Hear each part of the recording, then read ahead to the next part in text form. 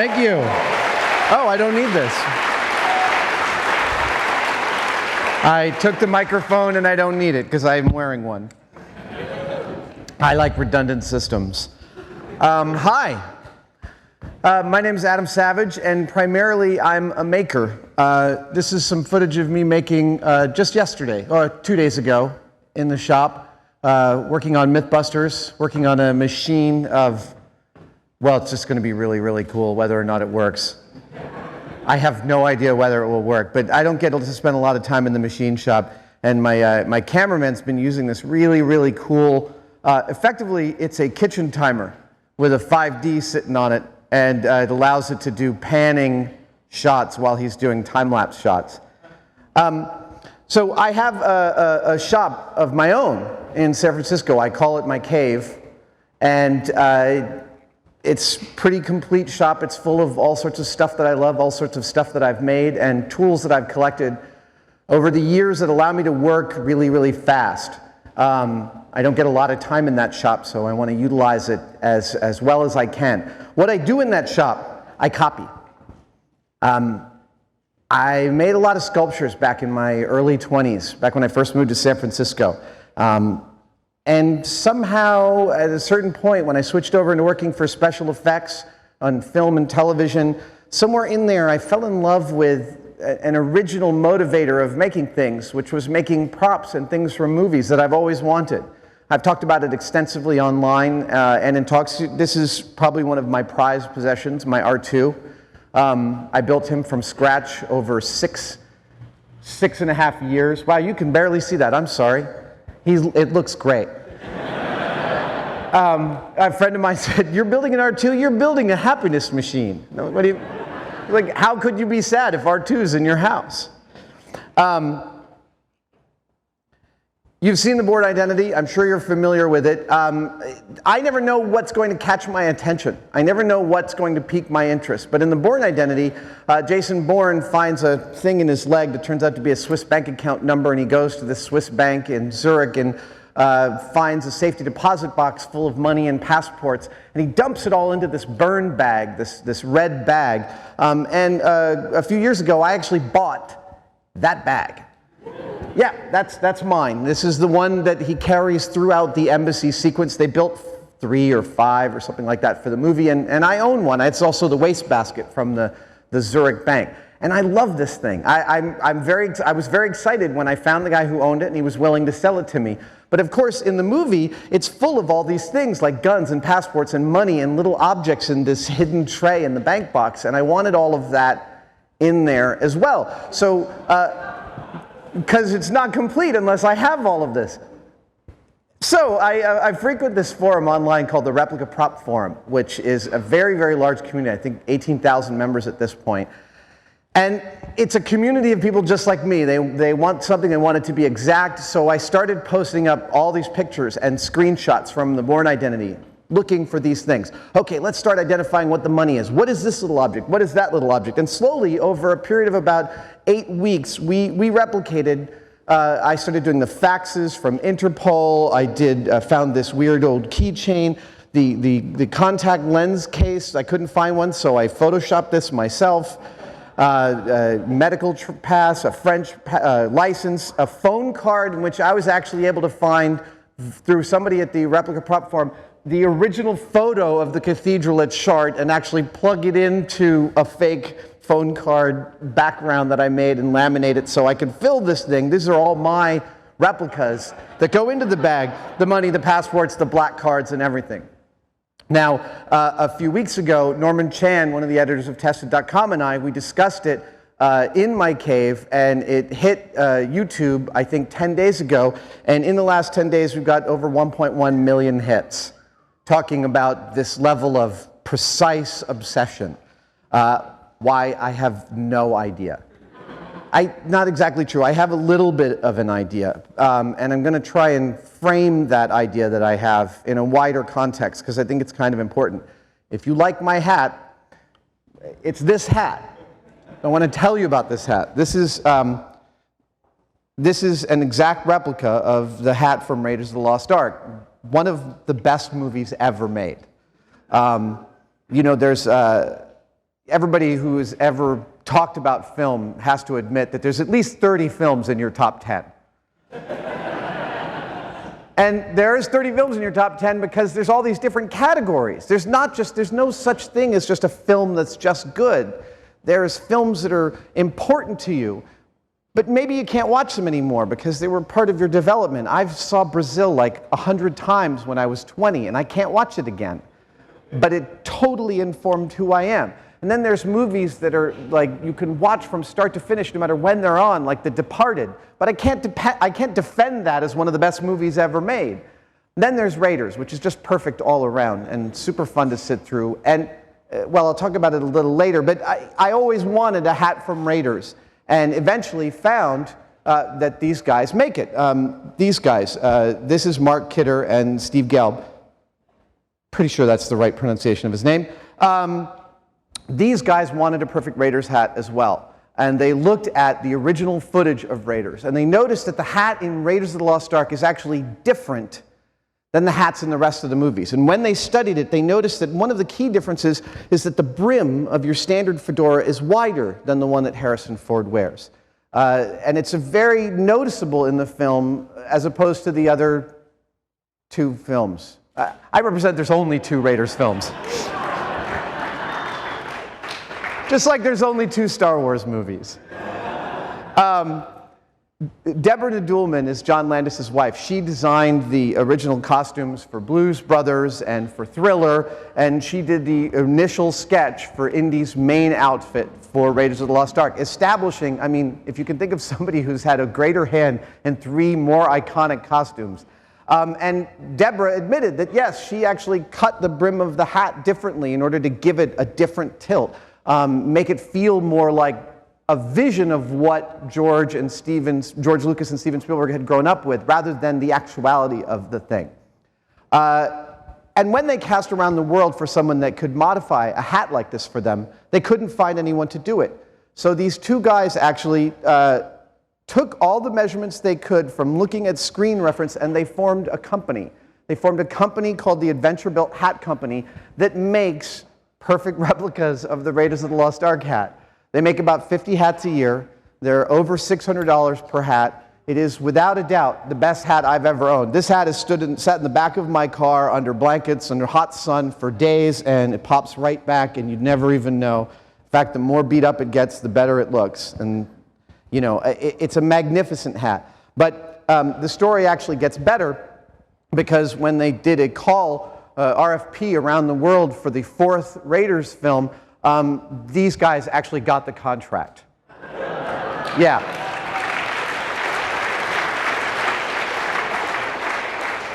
So that's their hat, the exact same hat as this, sitting on Harrison Ford's head. They made 35 for the film, and they're making more for the next Raiders film. Let's hope it's watchable.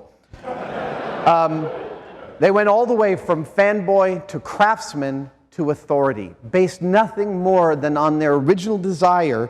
I've already stepped out of the box, haven't I? You gave me a box and I haven't stayed within it. Based on their enthusiasm, they went on this beautiful narrative arc. Now, back to the Replica Props forum.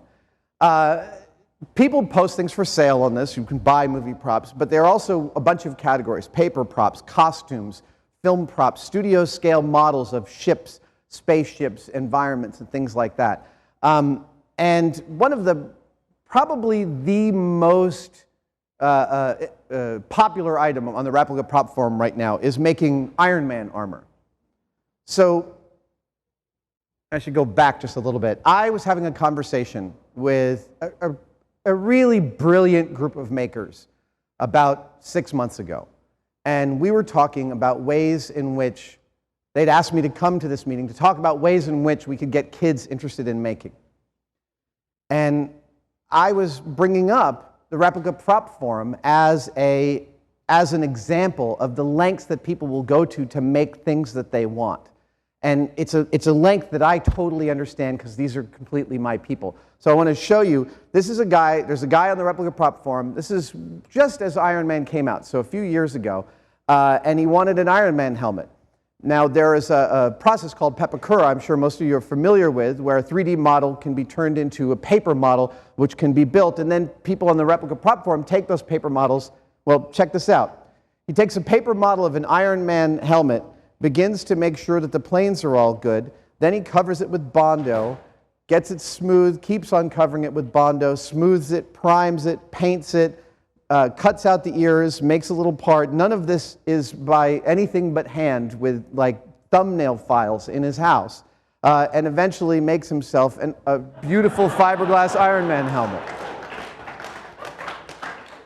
Now, as a professional maker from film industry, this is the most laborious way possible to make exactly what he's ended up with. It is, and one of the makers, when I showed them this, said, man, that is the long way around. And I agree, but at the same point, this was all that was available to him. That is like $15 worth of materials. And when you're poor and young, labor is the cheapest asset that you have.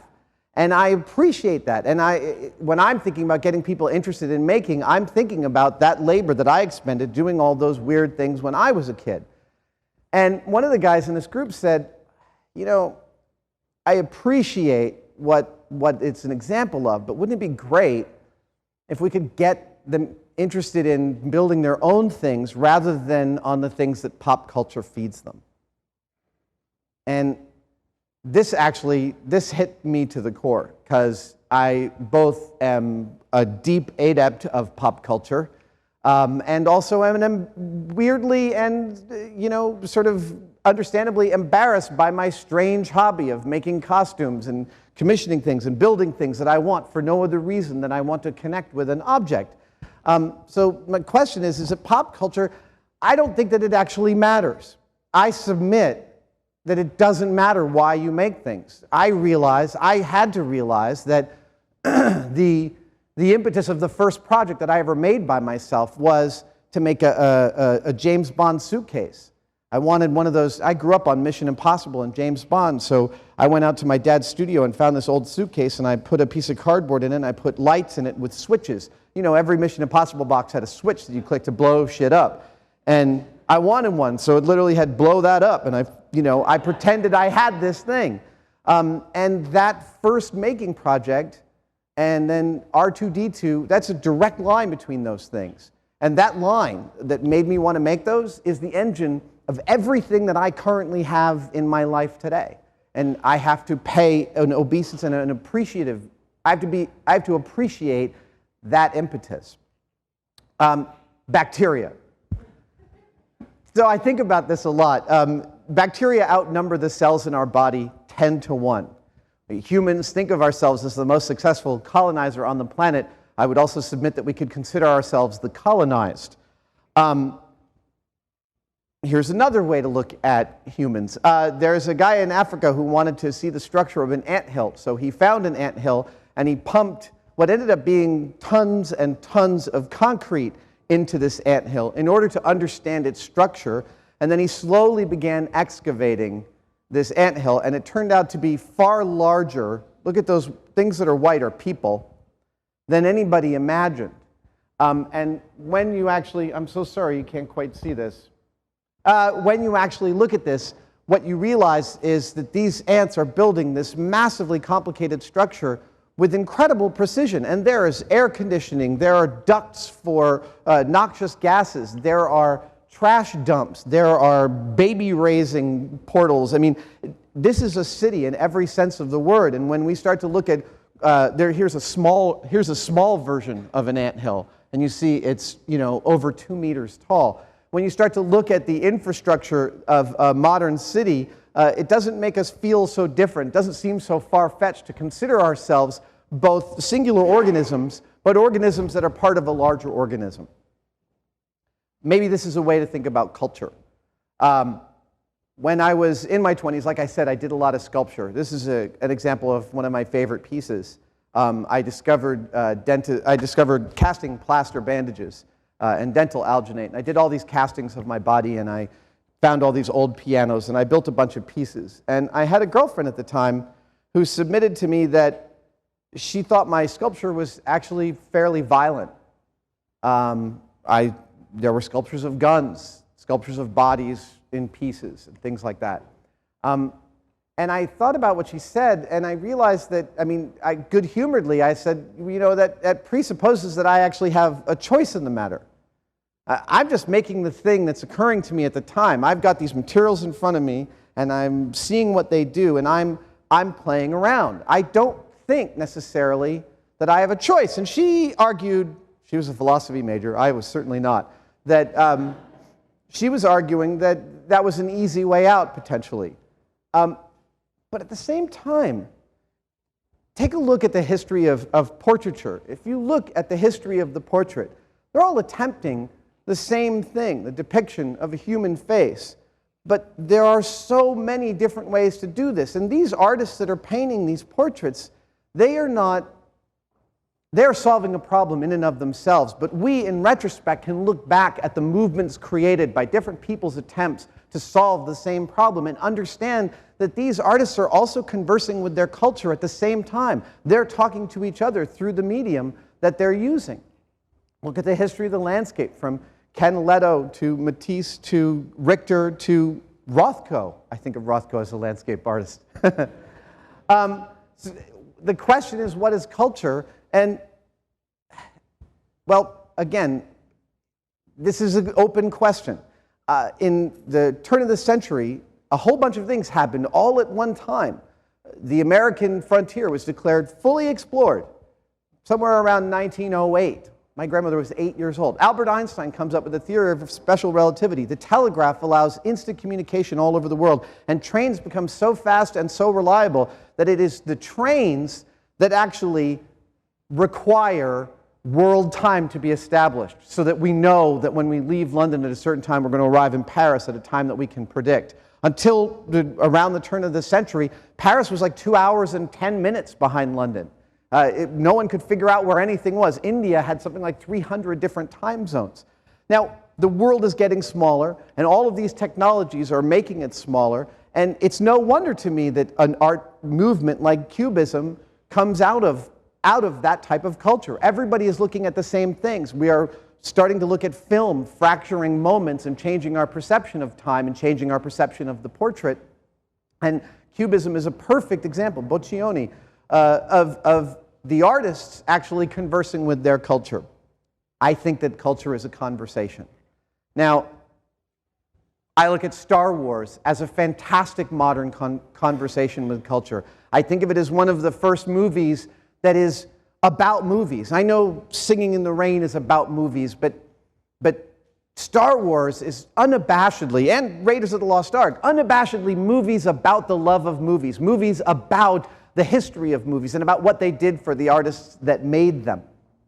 Cabin in the Woods, a great example this year of a movie about movies. It's a conversation, and that conversation, while it's happening, is actually changing what's happening. And so I always end up, when I'm thinking down these lines, coming back to Emerson, the opening lines of his short book called Self-Reliance. If you haven't read it, it is one of the great books ever written. I'll read these. I read the other day some verses written by an eminent painter, which were original and not conventional. The soul always hears an admonition in such lines. Let the subject be what it may. The sentiment they instill is of more value than any thought they may contain. To believe your own thought, to believe that what is true for you in your private heart is true for all men, that is genius. To believe that what is true for you in your private heart, isn't this the thing that we love about great actors, is that they make something accessible to us and we understand when we see what they're doing. I think that culture and that outreach is the same thing.